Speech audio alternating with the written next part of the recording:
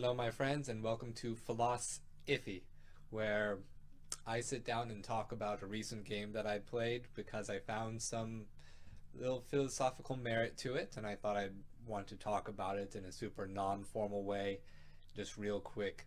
So the first game I'm going to talk about is 7 Days, which was a indie horror game that I found on Game Jolt, which had very basic mechanics. Just move, click things in the inventory, open doors, and follow the prompts.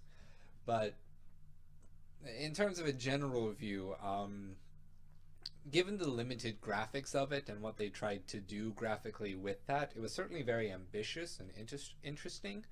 But it got, in some points, it just got to be where I really couldn't actually see what was going on. The screen just became a large mass of pixels.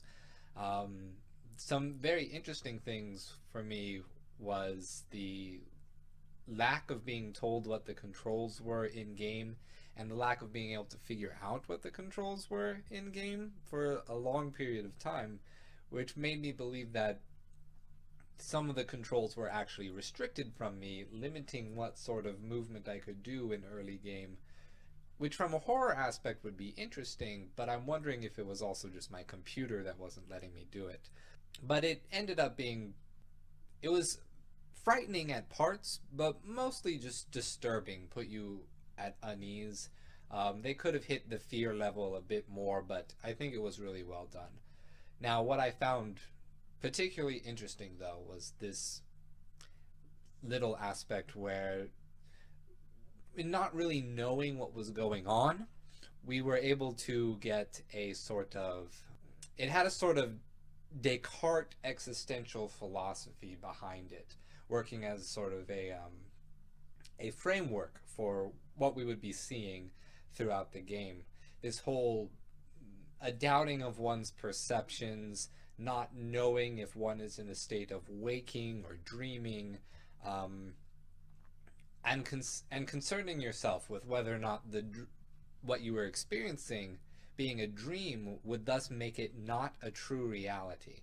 And throughout the game, Sam, which was the main antagonist, gave us a lot of hints, a lot of little pushes one way or the other to let us know that we should be doubting everything that's around us, not just any particular bit of information in the world that they presented us, but really everything.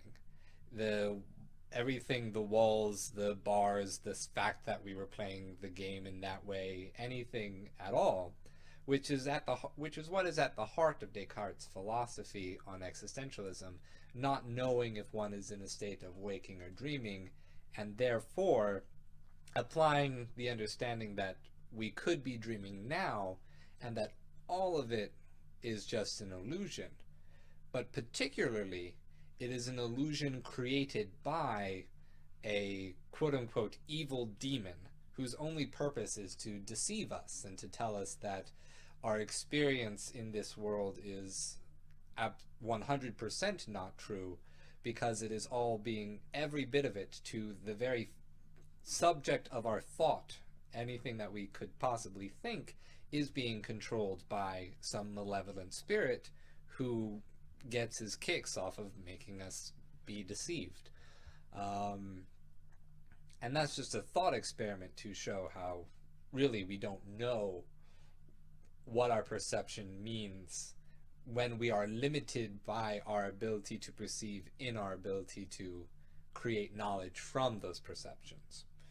But what was really interesting for me was that this it took this position as if the evil demon was somehow got bored one day and decided he was going to start seeing if he could push our mind to break through the illusion that he himself had created for us. And so that's kind of how I was internally engaging with Sam the whole time, trying to say, oh, what are these things metaphors for? How are you pushing me out of this illusion that you have created for me? Again, still being played with by a malevolent spirit, but a malevolent spirit that is trying to help you not be played with.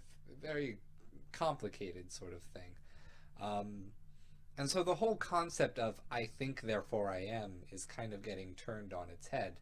Of course, I think therefore I am doesn't mean whatever you think you are, you are. It is the mere fact that you think, whether or not the contents of your thoughts or perceptions or anything are true, necessitates your own existence. Not the existence of anyone else, mind you, but just yours.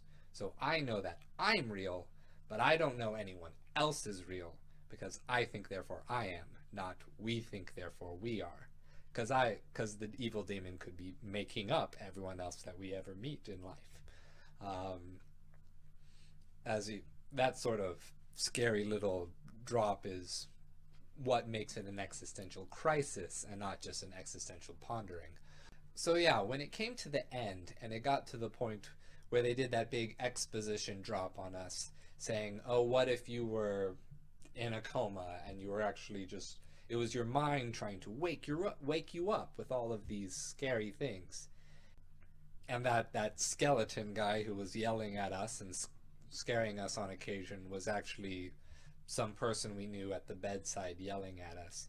And while that was kind of disappointing for me, I preferred the storyline of the game when they actually were leaving things out and not informing me about things, because that's what made the existential crisis aspect of the game work, is that not knowing any of the details, not knowing my perception is correct, is the thing that made it philosophically interesting.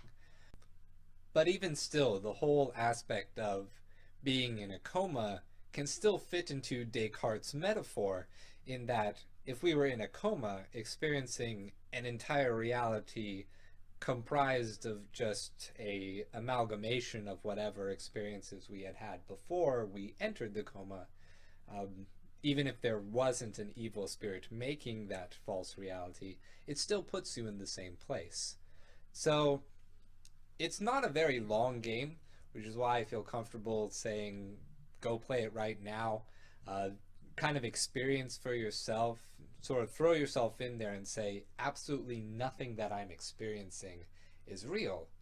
And just for my personal little note, I got really attached to that grandfather clock, even though I maybe have tried to hide it a little bit. But the fact that nothing weird ever happened with the grandfather clock, even though I expected it at every turn, threw me for a loop.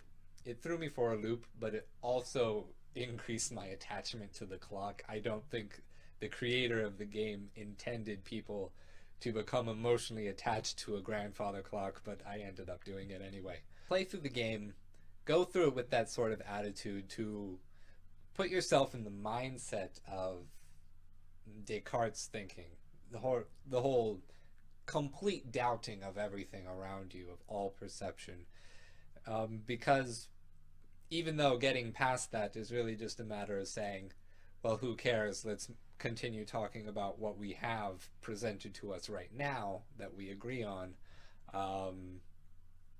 it's still an important point to look at whenever considering any future philosophies, because you have to accept the doubt of perception in whatever philosophy you try to make or try to evaluate in different scholarly pieces when representing biases, because it's important to know that where you stand could be flawed by the perceptions that you hold.